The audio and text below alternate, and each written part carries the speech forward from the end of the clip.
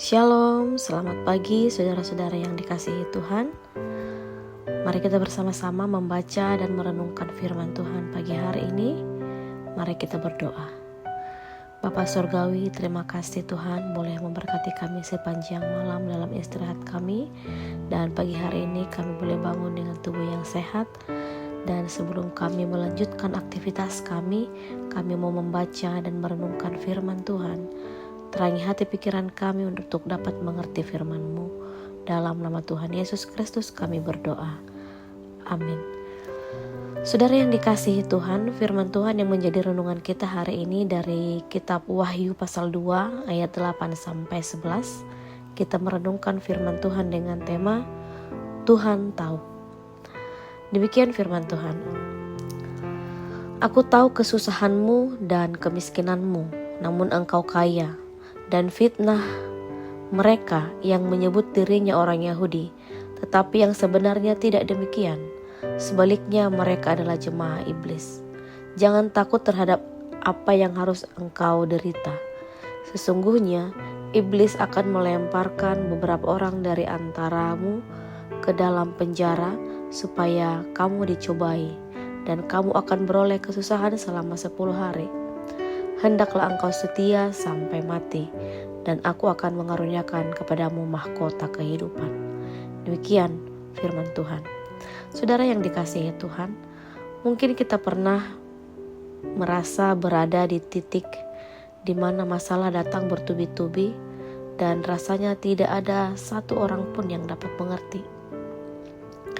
Di tengah dunia yang seringkali hanya melihat keberhasilan lahiriah, penderitaan dan perjuangan batin kita kerap kali tidak terlihat oleh orang lain. Namun melalui suratnya kepada jemaat di Smyrna, Tuhan Yesus memberikan sebuah kalimat penghiburan yang sangat kuat dan penuh kuasa bagi kita, yaitu kata, "Aku tahu." Saudara yang dikasihi Tuhan, Tuhan tahu persis kondisi kita. Di dalam ayat yang ke-9, jemaat di Smyrna adalah jemaat yang mengalami tekanan hebat. Mereka menghadapi kesusahan, penindasan fisik dan sosial, dan kemiskinan karena secara materi mereka didiskriminasi. Tuhan tidak menutup mata. Kata tahu yang digunakan di sini bukan sekedar tahu informasi, melainkan tahu dan karena merasa dan peduli. Tuhan tahu air mata yang kita teteskan saat berdoa. Tuhan tahu beban berat yang kita pikul untuk mempertahankan integritas dan iman. Tuhan tahu batas kemampuan kita. Tuhan tidak menjanjikan bahwa penderitaan akan langsung hilang.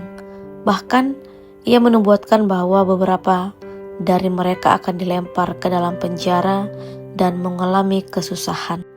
Terkadang, Tuhan mengizinkan ujian terjadi, tetapi Dia tahu persis batas kemampuan kita.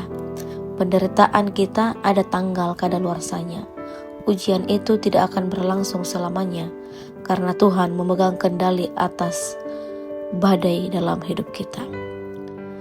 Saudara yang terkasih, Tuhan tetap setia, karena Tuhan tahu segala sesuatu, apa yang Dia minta dari kita. Di dalam ayat yang ke-10 dikatakan, "Hendaklah engkau setia sampai mati, dan aku akan mengaruniakan kepadamu mahkota kehidupan."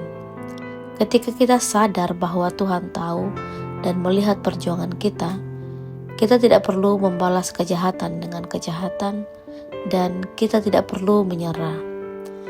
Tugas kita bukan memikirkan bagaimana cara melarikan diri dari setiap masalah, melainkan tetap setia di tengah masalah tersebut.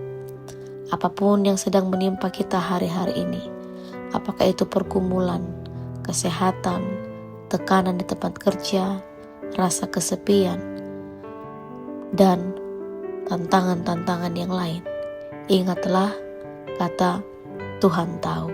Dia tidak pernah meninggalkan kita. Dia melihat kesetiaan kita yang tersembunyi, dan Dia sedang menyediakan mahkota kehidupan bagi setiap orang yang bertahan. Mari kita tetap setia, karena Dia yang mengetahuinya akan bertindak pada waktunya. Amin. Mari kita berdoa. Tuhan Yesus, terima kasih karena Engkau adalah Allah yang melihat dan mengetahui setiap detail kehidupan kami.